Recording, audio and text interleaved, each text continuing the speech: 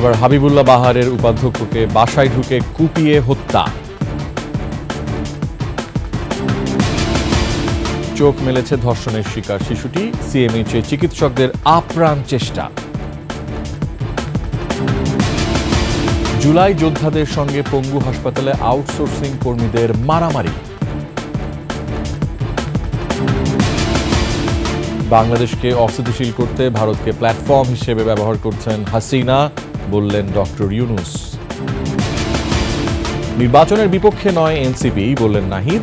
হালে পানি পাবে না, মন্তব্য মির্জা আব্বাসের।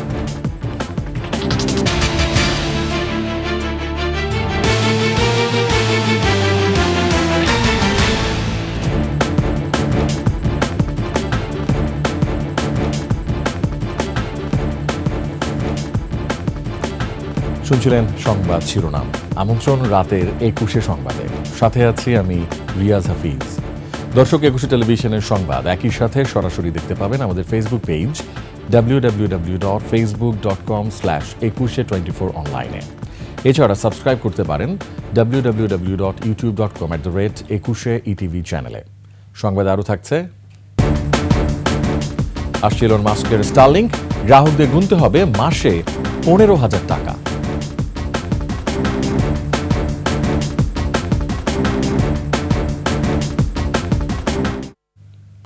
রাজধানীর হাবিবুল্লাহ বাহার কলেজের উপাধ্যক্ষ মোহাম্মদ সাইফুর রহমান ভূঁইয়াকে নিজ বাসায় দেশীয় অস্ত্র দিয়ে কুপিয়ে হত্যা করেছে দুর্বৃত্তরা। সোমবার ভোরে উত্তরায় তার ভাড়া বাসায় এই হত্যাকাণ্ডের ঘটনা ঘটে। পরে তাকে উদ্ধার করে স্থানীয় একটি বেসরকারি হাসপাতালে নেওয়া হলে দায়িত্বরত চিকিৎসক তাকে মৃত ঘোষণা করেন। পরে মরদেহ ময়নাতদন্তের জন্য শহীদ সোহরাওয়ার্দী মেডিকেল কলেজ হাসপাতালে পাঠানো হয়। সাইফুর রহমান ভূঁইয়া পরিবারসহ শান্তিনগর এলাকায় বসবাস করতেন, তবে সম্প্রতি তিনি উত্তরখান থানার একটি ভাড়া বাসায় একাই থাকতেন। কলেজটির এক সাবেক শিক্ষার্থী জানান, তার গলায় ও মাথায় রামদার কোপের দাগ ছিল। আমাকে ওসি স্যার যেটা বললেন যে আমার ওখানে একটা জমি আছে উত্তরখানে 2.5 কাঠা, জমির আশেপাশে সে একটা রুমের বাসা ভাড়া নিয়ে থাকতো। ওইখানেই ওই ভোরের 5টার দিকে মনে হয় ওই মারা গেছেন উনি। দুর্বৃত্তরা মেরে বাসায় এসে মেরে চলে গেছে। আমরা দাবি করছি শিক্ষক সমাজের পক্ষ থেকে, কলেজের পক্ষ থেকে, যে এটা খুব দ্রুত অপরাধীদের ধরা হোক এবং তদন্ত হোক এবং যেন এটার দৃষ্টান্তমূলক শাস্তি হয়। দর্শক, রাজধানীর সোহরাওয়ার্দী মেডিকেল কলেজ হাসপাতালের মর্গে আছেন আমাদের সহকর্মী সিরাত আল মুস্তাকিম নিশান। সরাসরি চলে যাচ্ছি নিশানের কাছে। নিশান, পোস্টমর্টেম কি সম্পন্ন হয়েছে এবং আজকের এই মার্ডারের ব্যাপারে পরিবারের সদস্যরা কি কিছু বলেছেন কিনা? ধন্যবাদ রিয়াজ। আমি এই মুহূর্তে আছি সোহরাওয়ার্দী মেডিকেল কলেজ হাসপাতালের মর্গের সামনে। আজকে সকাল ভোরে হাবিবুল্লাহ বাহার কলেজের উপাধ্যক্ষ সাইফুর রহমানকে গুরুতরভাবে কুপিয়ে জখম করে দুর্বৃত্তরা এবং তাকে কিন্তু তার প্রতিবেশীরা উদ্ধার করে সকাল থেকে দুপুর পর্যন্ত বিভিন্ন হসপিটালে ঘুরেন এবং শেষ পর্যন্ত লেক ভিউ নামক একটি হসপিটালে কিন্তু তার মৃত্যু হয় এবং কর্তব্যরত চিকিৎসক কিন্তু বলেন যে তিনি আর বেঁচে নেই। এবং তারপরে কিন্তু তার লাশ এই সোহরাওয়ার্দী মেডিকেল কলেজ হসপিটালে আনা হয় এবং এখনও কিন্তু তার লাশ মর্গে রাখা হয়েছে। এখনও পর্যন্ত তার যে পোস্টমর্টম, সেই পোস্টমর্টম সম্পন্ন করা হয়নি। কালকে সকালে হয়তোবা তার যে পোস্টমর্টম, সেই পোস্টমর্টম সম্পন্ন করে পরিবারের কাছে তার লাশ হস্তান্তর করা হবে। একটু জানিয়ে রাখতে চাই, সেটি হলো যে তার যে নিজের বাসা সেটি কিন্তু রাজধানীর শান্তিনগরে আছে, কিন্তু আসলে গত 2-3 মাস ধরে কিন্তু সে উত্তরে একটি ভাড়া বাসায় থাকতেন এবং কাদের সাথে থাকতেন বা একা থাকতেন কিনা সে বিষয়ে কিন্তু পরিবারের কাছে সুনির্দিষ্ট তথ্য নেই এবং কারা আসলে তাকে হামলা করলো বা কারা তাকে গুরুতর জখম করলো সে বিষয়ে কিন্তু এখনো কোনো সুনির্দিষ্ট তথ্য পাওয়া যায়নি। পরিবারও কিন্তু আসলে জানে না যে আসলে কোন শত্রুতার জেরে তাকে হত্যা করা হলো এবং পরিবার বলছে এবং ডাক্তার বলছে যে তার শরীরের বিভিন্ন জায়গায় গুরুতর জখমের দাগ কিন্তু দেখা গেছে। মাথা, গলা এবং হাতে, ঘাড়ে বিভিন্ন জায়গায় কিন্তু দেশীয় অস্ত্রের যে কোপানোর চিহ্ন কিন্তু পাওয়া গেছে। এখনো পর্যন্ত কিন্তু কোনো ধরনের তথ্য কিন্তু আমরা পাইনি যে আসলে কারা করলো, বা পরিবারও কিন্তু এখনো পর্যন্ত কোনো তথ্য পাইনি। এই ঘটনায় কিন্তু রাজধানীর উত্তরখান থানায় মামলা রুজু করা হয়েছে এবং পোস্টমর্টম কিন্তু এখনো করা হয়নি। লাশ এখনো সরদ্দি মেডিকেল কলেজ হসপিটালের মর্গে এখনো রয়েছে এবং পরিবার জানাচ্ছে বা তার যে আত্মীয় স্বজন তারা কিন্তু জানাচ্ছে যে কালকে সকালে হয়তো বা তার লাশের পোস্টমর্টম হতে পারে। রিয়াজ, এই ছিল আমার কাছে সরদ্দি মেডিকেল হসপিটালের মর্গ থেকে সর্বশেষ। নিশান, আপনাকে অসংখ্য ধন্যবাদ। দর্শক, আমাদেরকে নিশান জানাচ্ছিলেন এখনও পোস্টমর্টেম হয়নি এবং পোস্টমর্টেম হওয়ার পর আমরা আরও বিস্তারিত জানানোর চেষ্টা করব। চলে যাচ্ছি পরবর্তী সংবাদে। মাগুরায় আলোচিত শিশু ধর্ষণ ঘটনার পর আজ সকালে প্রথমবারের মতো চোখের পাতা নেড়েছে সে। তবে সিএমএইচে চিকিৎসাধীন শিশুটির শারীরিক অবস্থা অপরিবর্তিত রয়েছে বলে জানিয়েছেন প্রধান উপদেষ্টার প্রেস সচিব আজাদ মজুমদার। এদিকে ধর্ষণ মামলার প্রধান আসামি হিটু শেখকে 7 এবং অপর 3 আসামি বোনের স্বামী, শাশুড়ি ও ভাসুরের 5 দিন করে রিমান্ড মঞ্জুর করেছেন আদালত। প্রতিনিধিদের তথ্যচিত্রে ডেস্ক রিপোর্ট। মাগুরায় শিশু ধর্ষণের ঘটনায় রোববার আদালতের সামনেই অবস্থান নেয় শিক্ষার্থীরা। নিরাপত্তা নিয়ে শঙ্কা থাকায় আসামিদের দিনে আদালতে হাজির করতে পারেনি পুলিশ। পরিস্থিতি বিবেচনায় রোববার মধ্যরাতে রিমান্ড আবেদনের শুনানি করেন আদালত। Magura chief judicial magistrate Abdul মতিনের আদালতে আসামিদের হাজির করে জিজ্ঞাসাবাদের আবেদন করা হয়। এ সময় রাষ্ট্রপক্ষের শুনানি শেষে আসামিদের আত্মপক্ষ সমর্থনের সুযোগ দেন আদালত। উভয় পক্ষের বক্তব্য শেষে রিমান্ড মঞ্জুর করা হয়। তবে পূর্ব ঘোষণা অনুযায়ী আসামি পক্ষে কোনো আইনজীবী দাঁড়াতে দেয়া হয়নি। এই স্পর্শকাতর মকদ্দমায় আসামিদেরকে ধৃত করা হয়েছে এবং তাদেরকে রিমান্ডে নেওয়া হয়েছে। বিজ্ঞ আদালতের নির্দেশনায় আমি স্পেশাল পিপি হিসাবে মাগুরাবাসীকে আশ্বস্ত করতে চাই, উত্তাল জনতাকে আশ্বস্ত করতে চাই যে এই মকদ্দমাটা বিচারের জন্য তৈরি হয়ে আসার পরে স্বল্প সময়ের মধ্যে উইথিন 15 ডেজ 15 দিনের ভিতরেই আমরা আশা করব যে ন্যায় বিচার প্রতিষ্ঠা করে এই মকদ্দমার আসামিদেরকে দৃষ্টান্তমূলক সাজা দিতে পারব।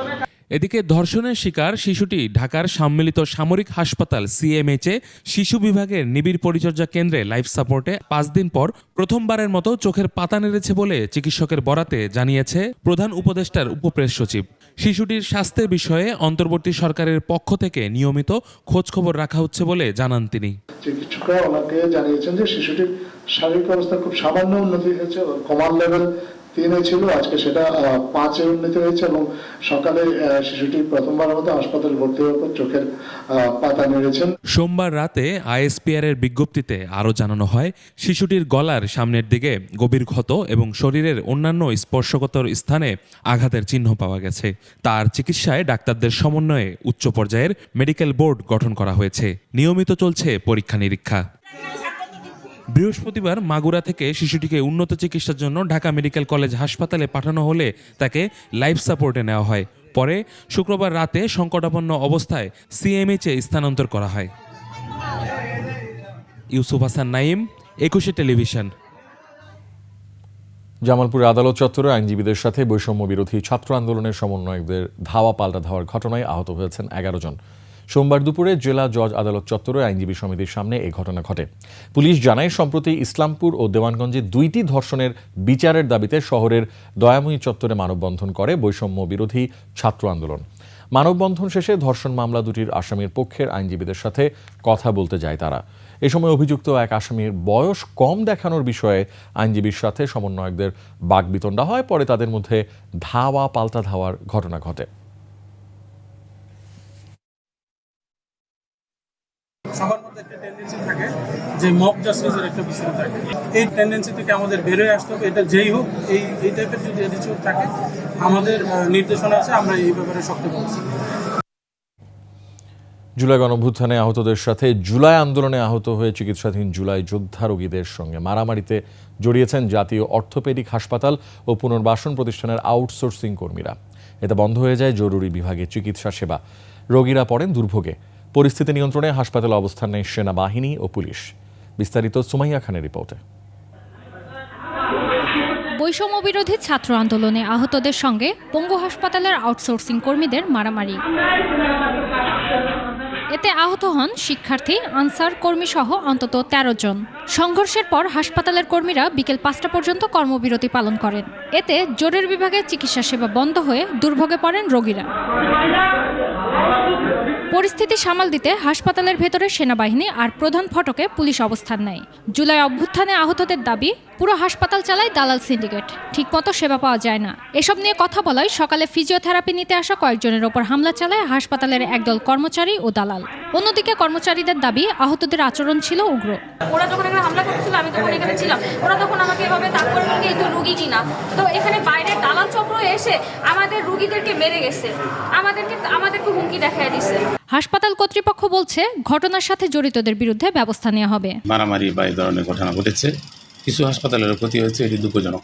হতাহত যারা হয়েছে তাদের চিকিৎসা আমরা ঠিকমতো নিব। যারা এটার জন্য দায়ী আছে, সেটা আমাদের স্টাফ হোক বা এরকম যদি হয়, আমরা সেটি ব্যবস্থা গ্রহণ করব।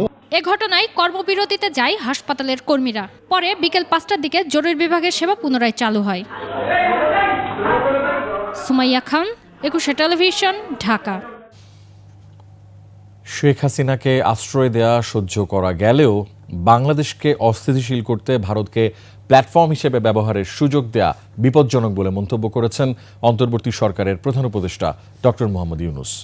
ব্রিটিশ সংবাদ মাধ্যম গার্ডিয়ানকে দেয়া সাক্ষাৎকারে প্রধান উপদেষ্টা বলেন, গেল আগস্টে বাংলাদেশের অবস্থা ছিল গাজার মতো বিধ্বস্ত।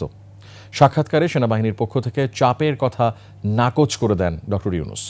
বিস্তারিত দুলি মল্লিকের ডেস্ক রিপোর্টে। আগস্টে ছাত্র জনতার গণ অভ্যুত্থানের মুখে দেশ ছেড়ে পালিয়ে ভারতে আশ্রয় নেন ক্ষমতাচ্যুত প্রধানমন্ত্রী শেখ হাসিনা। তবে 15 বছরের শাসন আমলে শেখ হাসিনা দেশকে কোন অবস্থায় নিয়ে গেছেন সে প্রসঙ্গে জানান অন্তর্বর্তী সরকারের প্রধান উপদেষ্টা ডক্টর মোহাম্মদ ইউনূস। ব্রিটিশ সংবাদ মাধ্যম গার্ডিয়ানকে দেওয়া সাক্ষাৎকারে ডক্টর ইউনূস বলেন, আগস্টে বাংলাদেশের অবস্থা ছিল গাজার মতো বিধ্বস্ত। কোনো ভবন ধ্বংস না হলেও পুরো প্রতিষ্ঠান, নীতি ও আন্তর্জাতিক সম্পর্ক ধ্বংস হয়ে গিয়েছিল। হাসিনার শাসন আমলে কোনো সরকার ছিল না উল্লেখ করে একে দস্যু পরিবার আখ্যা দেন তিনি। ভারতে শেখ হাসিনার অবস্থান নিয়েও সতর্ক করেন ডক্টর ইউনূস। বলেন, দেশকে আগের অবস্থায় নিয়ে যেতে শেখ হাসিনা যেভাবে ভারতকে প্ল্যাটফর্ম হিসেবে ব্যবহার করছে তা বিপজ্জনক। প্রতিবেদনে দেশের বর্তমান আইনশৃঙ্খলা পরিস্থিতি, ইউনূস সরকারের সক্ষমতা ও সংস্কার প্রক্রিয়া নিয়েও প্রশ্ন তোলা হয়। উঠে আসে সেনাপ্রধানের সাম্প্রতিক কড়া বক্তব্য। যদিও ডক্টর ইউনূস বলেন, সেনাবাহিনীর সঙ্গে সুসম্পর্ক রয়েছে, কোনো চাপ নেই। দেশের বাইরের চাপ প্রসঙ্গে মার্কিন প্রেসিডেন্ট ডোনাল্ড ট্রাম্পের ক্ষমতায় আসার বিষয়টি তুলে ধরে গার্ডিয়ান। তবে প্রধান উপদেষ্টা আশাবাদী বাণিজ্যিক অংশীদার হবে যুক্তরাষ্ট্র। এ বিষয়ে চুক্তি না হলেও বাংলাদেশের গণতান্ত্রিক প্রক্রিয়ায় তার প্রভাব ফেলবে না বলে মনে করেন ডক্টর ইউনূস।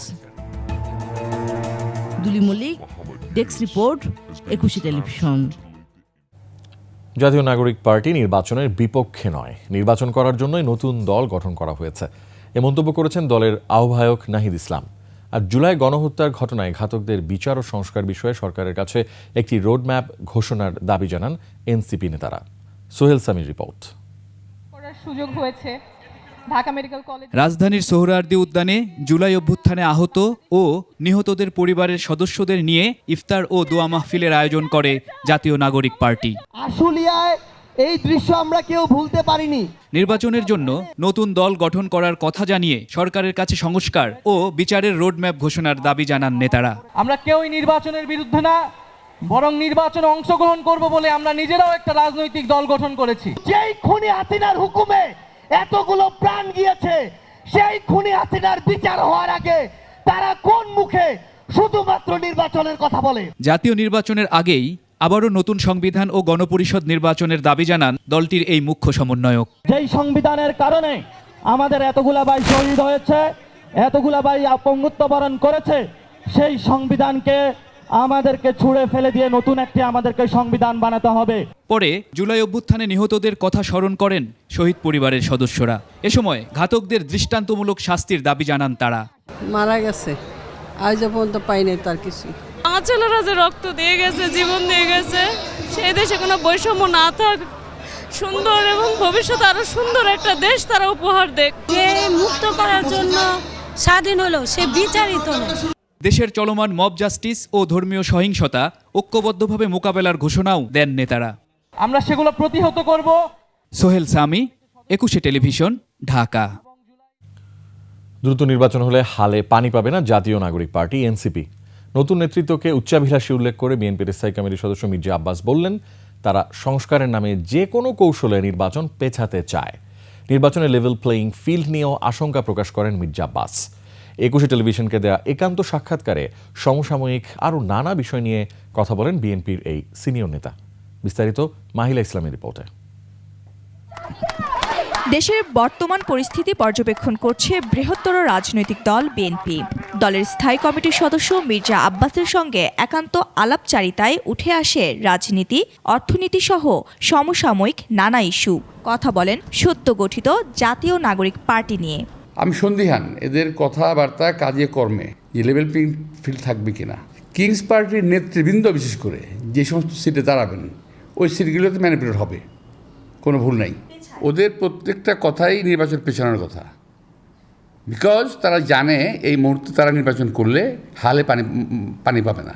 উঠে আসে সেকেন্ড রিপাবলিক প্রসঙ্গ। সেকেন্ড রিপাবলিক এখন প্রয়োজন বিশেষ একটা গোষ্ঠীর জন্য, সারা দেশের এবং জাতির জন্য কোনো প্রয়োজন নেই, বিশেষ গোষ্ঠীর জন্য। সেটা কী প্রয়োজন? এই সেকেন্ড রিপাবলিক বললে দেশে একটা কনফিউশন ক্রিয়েট করে নির্বাচনটাকে পিছানো।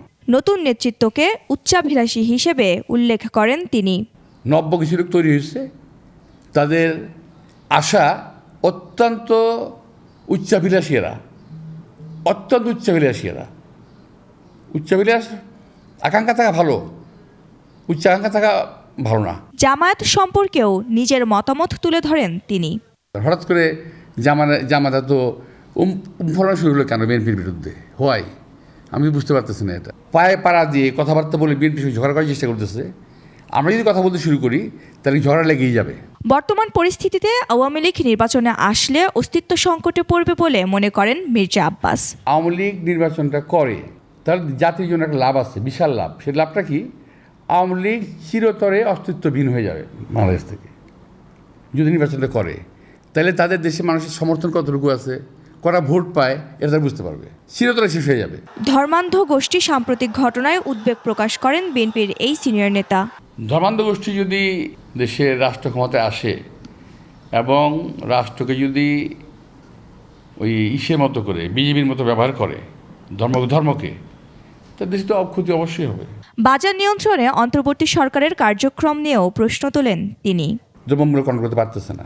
আমি যেটা মনে করি যে এই যে দুর্বলতা সরকারের, এটার পিছনে সরকারের দোষটা হলেই সরকার বিশেষ কিছু ব্যক্তির উপর নির্ভরশীল হয়ে গেছে, যারা আওয়ামীপন্থী একেবারেই। আমি বলতেছি 4 জন লোক আছে, এরা সচিব, এরা সচিবালয়ের ভিতরে, একজন আছে সচিব পদমর্যাদায় সচিবালয়ের বাইরে।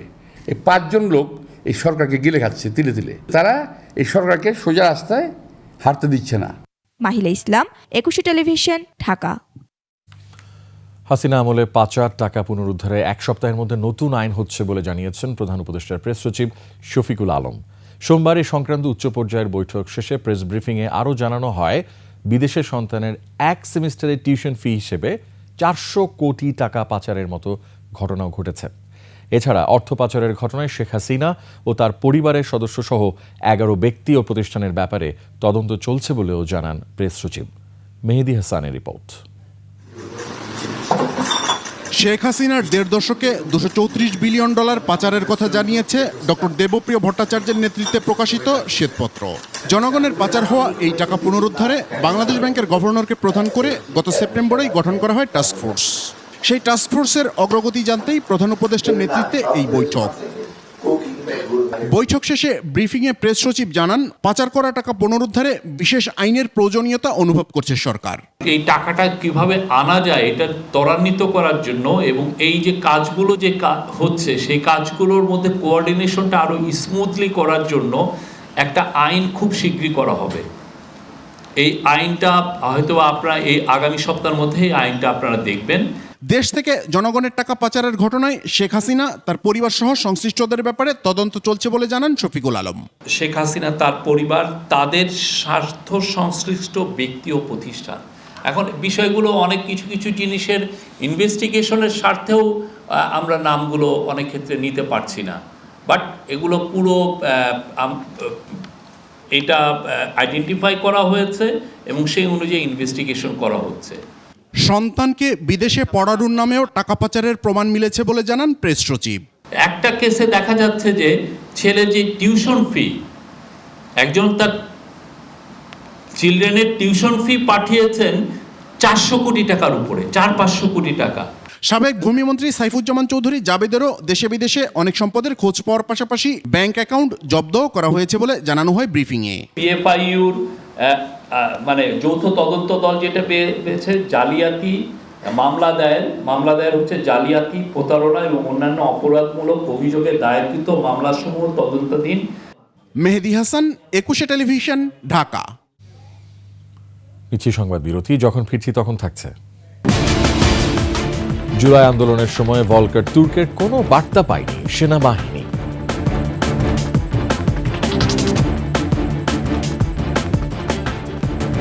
আমার আমন্ত্রণ রাতের 21 সংবাদে।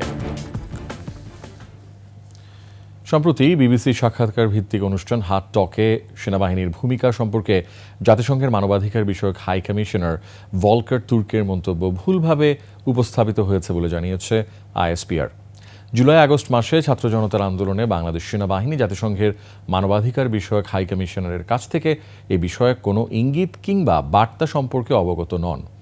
যদি এই সংক্রান্ত কোনো উদ্বেগ প্রকাশ করা হয়ে থাকে তবে তা তৎকালীন সরকারকে জানানো হয়ে থাকতে পারে, সেনাবাহিনীকে নয়।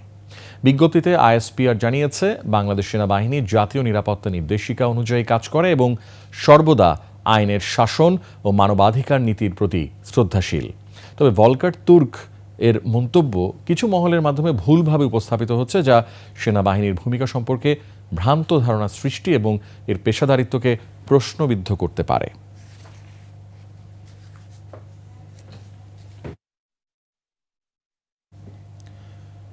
নারীদের উত্ত্যক্ত করার অভিযোগে সাভার থেকে খালিদ মাহমুদ হৃদয় এবং মতিঝিল থেকে রাসেল হোসেন নামে দুইজনকে গ্রেফতার করেছে পুলিশ। সাভার থানা পুলিশের বিশেষ অভিযানে আমিন বাজার এলাকা থেকে বিকেলে তাকে গ্রেফতার করা হয়। একটি ফেসবুক পেজে খালিদ মাহমুদ হৃদয় খানকে দেখা যায় পাগলের বেশ ধারণ করে নারীদের হিজাব না পরার জন্য নানা অশালীন মন্তব্য করছে।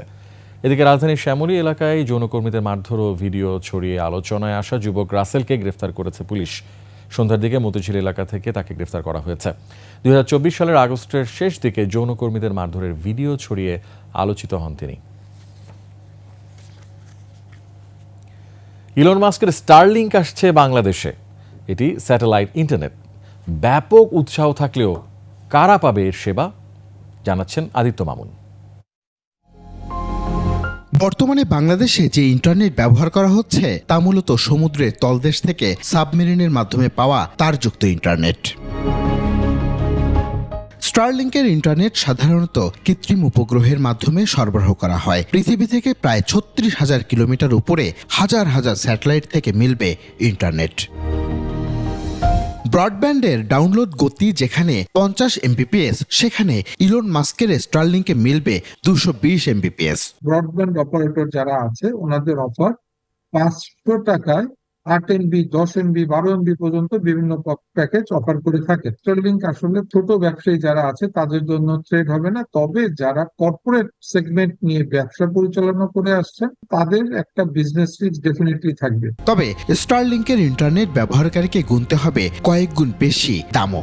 বাংলাদেশে 10 MBPS ব্যবহার করা সাধারণ গ্রাহক যেখানে 500 টাকায় সেবা পান, সেখানে স্টারলিংকের আবাসিক গ্রাহকদের গুনতে হবে মাসিক $120 বা প্রায় 15,000 টাকা। এছাড়াও আছে অ্যান্টেনা সহ নানা সরঞ্জাম যার মূল্য অন্তত 76,000 টাকা।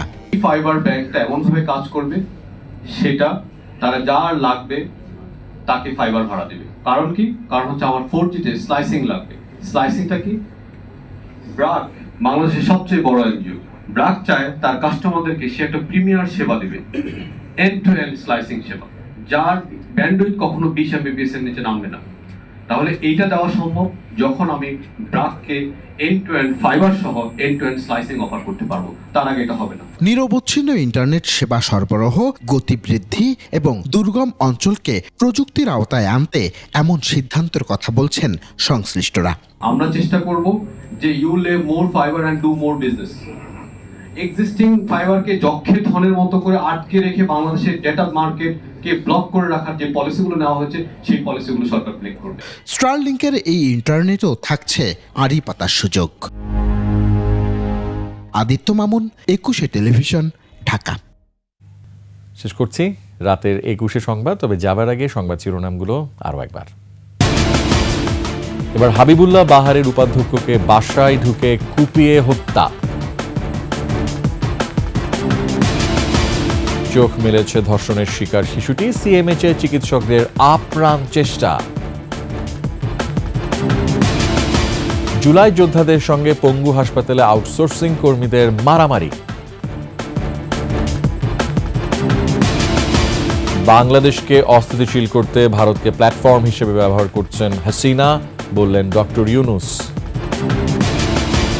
নির্বাচনের বিপক্ষে নয় এনসিপি, বললেন নাহিদ। হালে পানি পাবে না, মন্তব্য মির্জা আব্বাসের।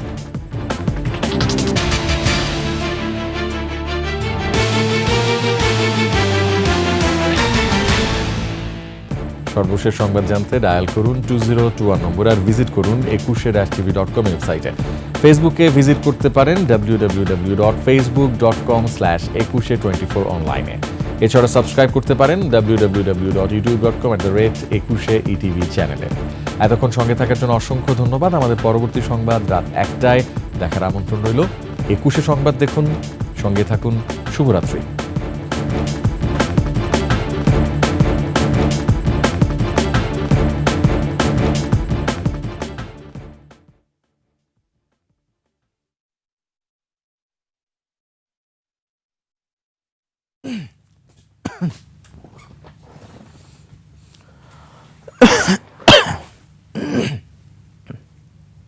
হ্যাঁ ভাইয়া, শুনতে পাচ্ছি।